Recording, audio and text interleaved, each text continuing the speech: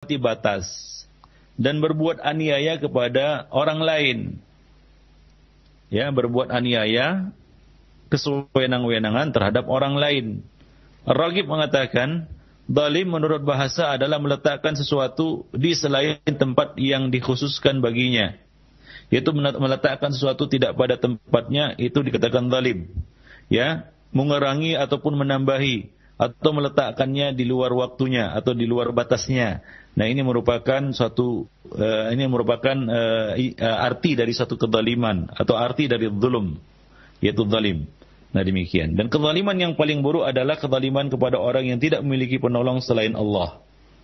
Ya, Ibnu Abdul Aziz berkata, waspadalah kamu ketika menzalimi orang yang tidak mendapat pertolongan untuk mengalahkanmu selain Allah Subhanahu wa taala. Selain Allah Subhanahu wa taala. Jadi kezaliman ini, ya ikhwani fiddin, bisa dalam bentuk kezaliman terhadap Allah. Nah, itulah kezaliman yang sangat buruk, yaitu berbuat zalim kepada Allah dengan berbuat syirik kepadanya. Maka Allah Subhanahu wa taala ya menyebut dosa syirik itu sebagai sebuah kezaliman. Ya, menyebut syirik itu sebagai sebuah kezaliman. Ya, Allah Subhanahu wa taala mengatakan, ya bunayya la tusyrik billah fa innasyirka la dzulmun adzim. Wahai anakku, janganlah kamu berbuat syirik. Ini adalah pesan Luqman kepada anaknya. Karena kesyirikan itu merupakan satu bentuk kezaliman yang sangat besar. Karena kemusyrikan itu ya adalah suatu kezaliman ya yang sangat besar. Ya, kezaliman yang terbesar. Ikhwani fid din, azani Allah wa iyyakum jami'an. Dan Allah Subhanahu wa taala juga mengatakan, wa may yusyrik billah faqad harramallahu 'alaihi al-jannah wa ma'wahu an-nar wa ma lidh-dhalimin min ansar.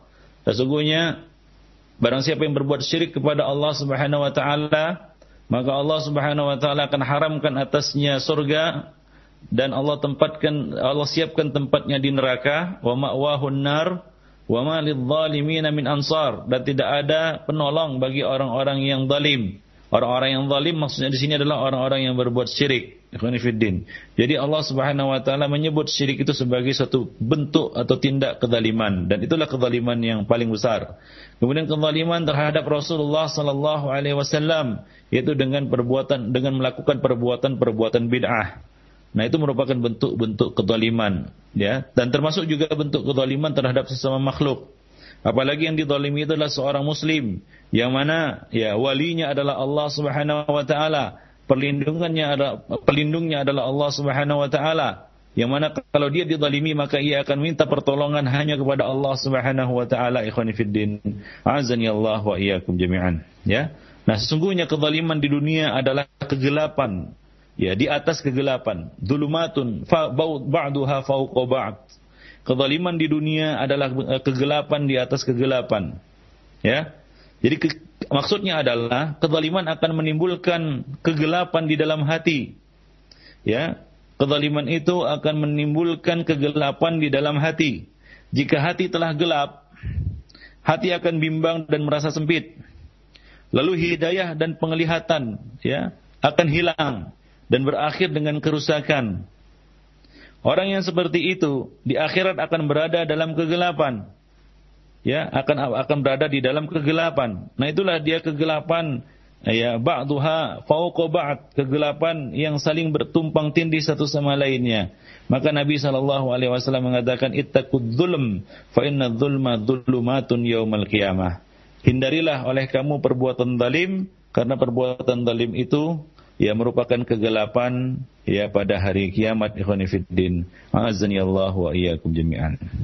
Ya, kita harus meyakini, ikhwani fiddin, para pendengar yang berbahagia, bahwa setiap amalan akan dibalas. Kama tadinu tudan, bagaimana kamu berbuat begitulah kamu akan dibalas.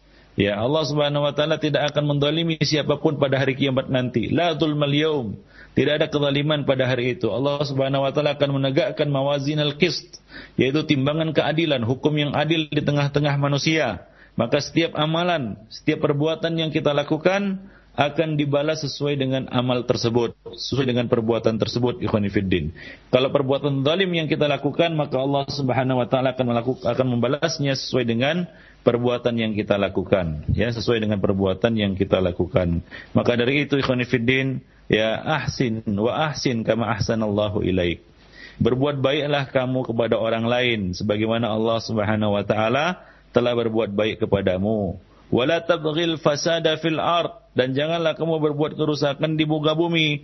Innallaha la yuhibbul mufsidin. Sesungguhnya Allah Subhanahu wa taala tidak menyukai orang-orang yang berbuat kerusakan, orang-orang yang berbuat kerusakan. Ya, jadi hindarilah bentuk-bentuk kezaliman.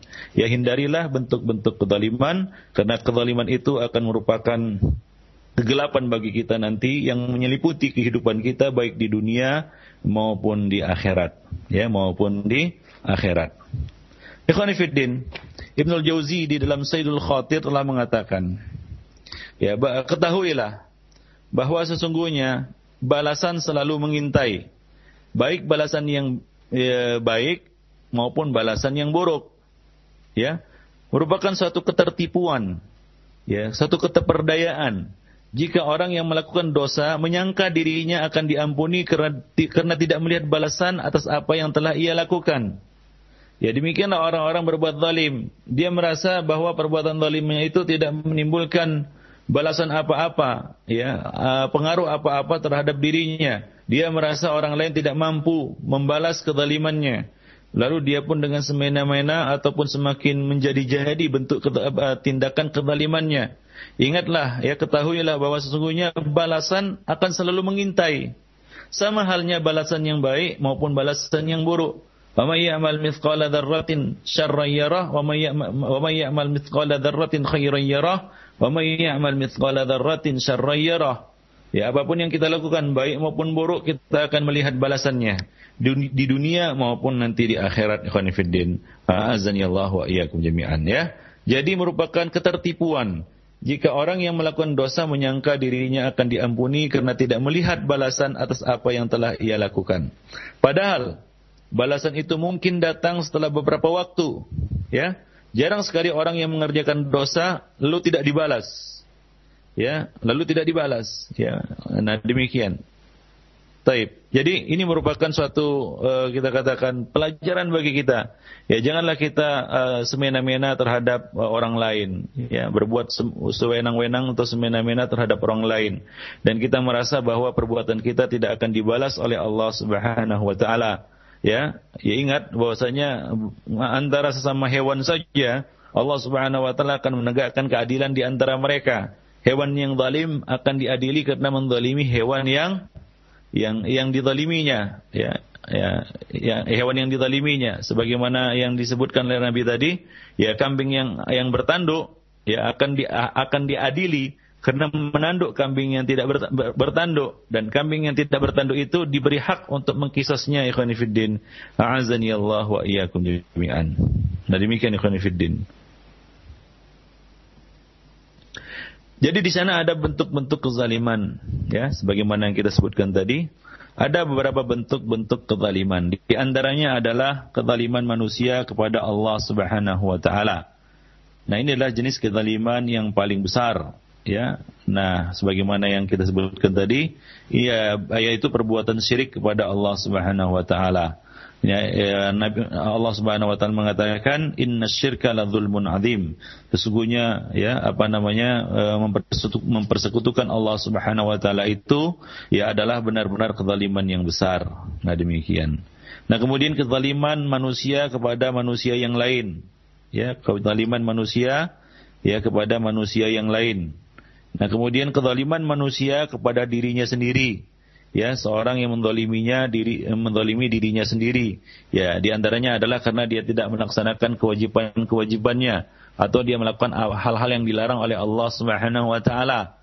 Ya, nah ini, ya, adalah bentuk kezaliman seorang insan terhadap dirinya sendiri. Nah, itulah dia bentuk-bentuk kezaliman, ya, kezaliman manusia kepada Allah dengan berbuat syirik, kezaliman manusia kepada Rasulnya, yaitu dengan mengabaikan sunnah-sunnahnya, berbuat bid'ah. Kemudian kezaliman manusia kepada manusia yang lain. Nah, kemudian kezaliman manusia kepada dirinya sendiri. Ya. Dan sumber dari kezaliman ini, ikhwani fiddin dan para pendengar yang berbahagia, adalah kebodohan. Ya. Kebodohan adalah sumber keburukan. Ya, banyak manusia Ya, jatuh ke dalam kezaliman disebabkan kebodohan atau kejahilan. Ya, disebabkan kejahilannya. Ibnu Qayyim mengatakan pada mulanya manusia diciptakan dalam keadaan zalim dan jahil, ya. Ya, sebagaimana firman Allah Subhanahu wa taala, innahu kana zaluman jahula. Sungguhnya manusia itu diliputi dengan kejahilan dan kebodohan, kezaliman dan kejahilan. Ya, diciptakan dalam keadaan zalim dan jahil. Dia tidak dapat terlepas dari kebodohan dan kejahilan dan kezaliman kecuali Allah Subhanahu wa taala mengajarinya ilmu yang bermanfaat dan mengilhamkan petunjuk kepadanya. Barang siapa yang Allah Subhanahu wa taala menghendaki kebaikan untuknya, maka Allah Subhanahu wa taala mengajarinya apa yang bermanfaat untuknya sehingga ia keluar dari kejahilan dan memberikan manfaat kepada ilmunya. Yaitu Allah Subhanahu wa taala memberinya taufik untuk mendalami agama, yaitu tafaqquh fid din. Wa may yuridillahu bihi khairan yufaqihu fid din.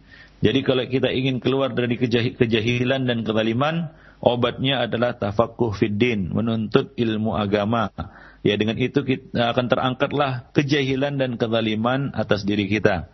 Allah Subhanahu wa taala akan mengajarinya apa yang bermanfaat untuknya hingga ia keluar dari kejahilannya. Dari itu ia pun akan keluar dari kezaliman. Barang siapa yang Allah Subhanahu wa taala tidak menghendaki kebaikan untuknya, maka Allah Subhanahu wa taala membiarkannya tetap berada pada asal penciptaannya. Innahu kana zaluman jahula. Itulah dia tabiat asal manusia, penuh dengan kezaliman dan penuh dengan kejahilan.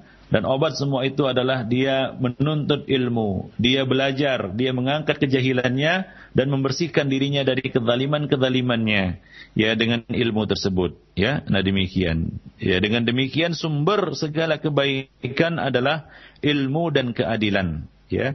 Sementara sumber segala keburukan adalah kejahilan dan kezaliman. Dan Allah Subhanahu wa taala menjadikan batas untuk keadilan yang diperintahkan.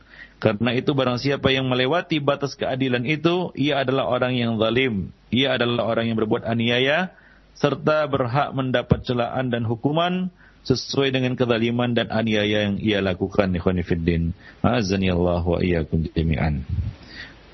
Syekhul Islam Ibnu Taimiyah juga pernah mengatakan, sesungguhnya manusia tidak berselisih, tidak berbeda pendapat, sepakat bahwa akibat kezaliman itu sangatlah berbahaya. Dan akibat, ya, dampak dari keadilan itu sangatlah mulia. Ya, jadi kezaliman itu akan membawa akibat yang sangat berbahaya, sementara keadilan itu akan membawa hasil yang mulia. Ya, karena itu telah diriwayatkan bahwa sungguhnya Allah akan menolong negara yang adil. Ya, negeri yang adil, yang menegakkan keadilan walaupun penduduknya kafir, dan tidak menolong negara yang zalim walaupun penduduknya adalah mukmin. Ikhwani fiddin, azani Allah wa iyyakum jami'an. Ya, di dalam kitab Al-Hasbah, ya, beliau menyatakan seperti itu. Jadi apabila manusia menegakkan keadilan, maka Allah Subhanahu wa taala akan menolongnya. Ya, Allah Subhanahu wa taala akan memberikan kebaikan dari keadilan yang mereka tegakkan. Namun apabila mereka, ya, berbuat zalim, ya, berbuat aniaya, ya, maka Allah Subhanahu wa taala tidak akan menolong mereka. Allah Subhanahu wa taala tidak akan menurunkan kebaikan bagi mereka. Ikhwani fiddin, a'azzani Allah wa iyyakum jami'an. Nah, demikianlah, ya, semua itu kita katakan hendaknya menjadi pelajaran bagi kita agar kita berhati-hati, ya, terhadap segala macam bentuk kezaliman. Ikhwani fiddin. Dan kezaliman itu juga akan bisa menghilangkan, ya, kenikmatan, ya, menghilangkan kenikmatan, ya. Ya, bahwasanya perbuatan zalim itu akan menghilangkan kenikmatan.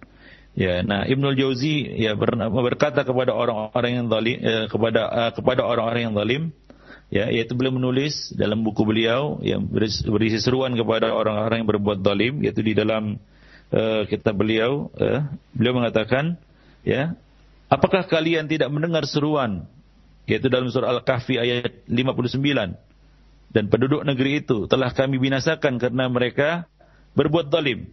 Apakah kalian tidak mendengar peringatan, yaitu firman Allah Subhanahu wa taala di dalam surat Hud ayat 102, dan begitulah siksa Rabbmu apabila dia menyiksa negeri-negeri yang berbuat zalim.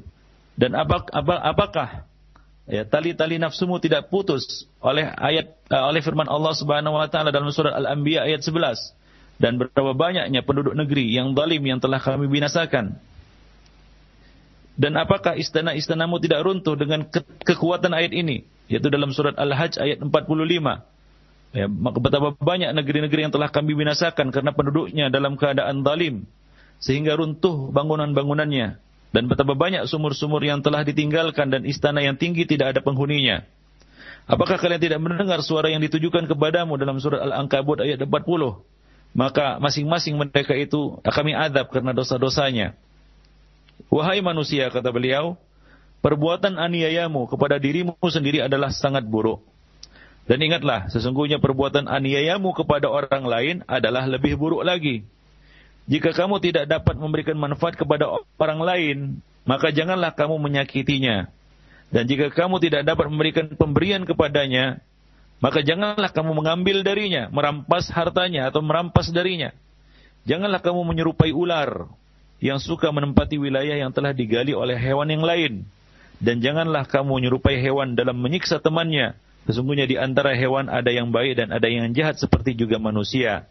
Maka temukanlah sifat yang baik dan tinggalkanlah sifat-sifat yang buruk. Ikhwani fiddin, rahimani wa rahimakumullah jami'an. Ya, coba lihat ya perkataan yang sangat indah dari Ibnul Jauzi. Ya, beliau memberikan peringatan kepada orang-orang yang zalim. Ya, wahai manusia, perbuatan aniayamu kepada dirimu sendiri adalah buruk. Kita menzalimi diri kita sendiri itu adalah suatu keburukan. Namun lebih buruk lagi, ya jika kita berbuat aniaya terhadap orang lain. Nah, jika kita tidak bisa memberikan manfaat kepada orang lain, ya kita tidak bisa memberikan faedah kepada orang lain, maka janganlah kita menzaliminya, ya, janganlah kita menyakitinya. Dan jika kita tidak bisa memberi, maka janganlah merampas atau mengambil darinya tanpa hak. Ya, janganlah seperti ular yang suka merampas wilayah yang telah digali oleh hewan lain. Yang demikian ikhwan fillah, suatu tamsil yang sangat bagus ikhwan fillah yang telah disampaikan oleh Ibnul Jauzi. Nah, jadi kenikmatan orang-orang yang zalim ya akan hilang ya karena kezaliman-kezaliman yang mereka lakukan ya. Jadi kezaliman itu akan menghilangkan kenikmatan-kenikmatan yang diraih oleh seseorang. Ya, kenikmatan akan hilang karena perbuatan zalim yang mereka lakukan. Sementara aib yang ditimbulkannya tetap abadi. Ya, mereka pergi menuju negeri siksaan yaitu akhirat dengan ancaman azab dan mereka akan dijerumuskan di tengah-tengah bebatuan yang berapi. Tidak ada penolong, tidak ada teman dan tidak ada tetangga baginya. Tidak ada yang mampu dia jadikan sebagai pelindung dan penolong selain Allah Subhanahu wa taala. Sementara Allah Subhanahu wa taala telah berlepas diri terhadap orang-orang yang berbuat zalim. Apakah mereka tidak mengetahui bahwa Allah Subhanahu wa taala adalah penolong ya bagi orang-orang yang terzalimi kepada orang-orang yang menzalimi. Ya, demikian ikhwan fillah. Ya. Nah, jadi ini merupakan suatu peringatan yang sangat berharga dari Imam Ibnu Jauzi bahwa kezaliman itu akan menghilangkan kenikmatan yang kita miliki. Nah, kemudian ikhwan fillah, ada 3 jenis catatan kezaliman pada hari kiamat. Nah, ini dijelaskan oleh Ibnu Qayyim al-Jauziyah. Beliau mengatakan ada 3 jenis catatan kezaliman di sisi Allah pada hari kiamat. Yang pertama adalah catatan kezaliman yang tidak diampuni oleh Allah Subhanahu wa taala yaitu syirik. Karena Allah Subhanahu wa taala tidak akan mengampuni dosa syirik. Ya.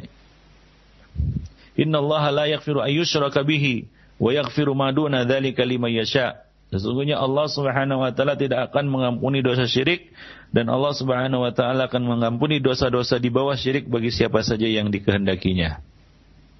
Itu yang pertama. Kemudian yang kedua, catatan kezaliman yang tidak dibiarkan Allah begitu saja. Ya, catatan kezaliman yang tidak dibiarkan Allah begitu saja, yaitu kezaliman seseorang hamba kepada hamba yang lain. Allah Subhanahu wa taala akan memenuhi balasannya secara adil dan sempurna. Kemudian yang ketiga adalah catatan kezaliman yang tidak begitu dituntut Allah, yaitu kezaliman seseorang terhadap Rabb-nya selain syirik, ya, yaitu seorang menzalimi dirinya sendiri. Maka Allah Subhanahu wa taala ya berkaitan dengan orang yang menzalimi dirinya sendiri. Allah Subhanahu wa taala membagi manusia menjadi 2. Yang pertama adalah al-mujahirun, yaitu orang yang menzalimi dirinya sendiri dan dia lakukan secara terang-terangan di hadapan orang lain.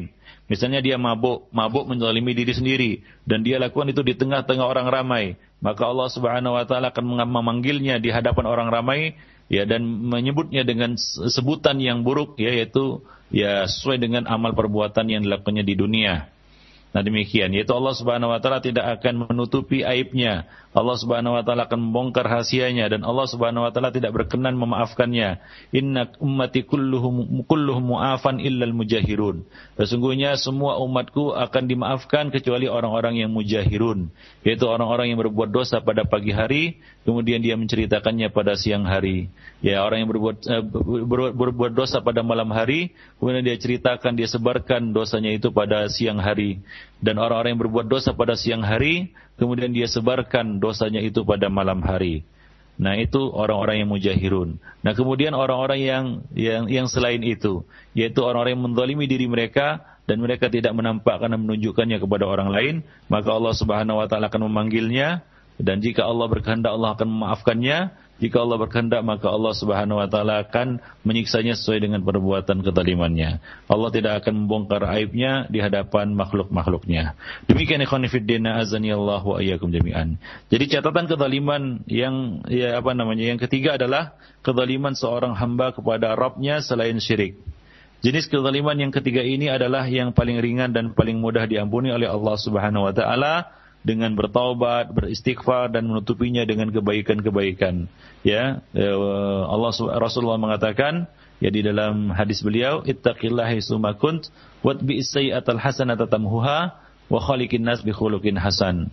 Ya, bertakwalah kamu kepada Allah di mana saja kamu berada, iringilah keburukan-keburukan itu dengan perbuatan-perbuatan kebajikan, niscaya akan menghapusnya, dan bergaullah kepada manusia dengan akhlak yang mulia.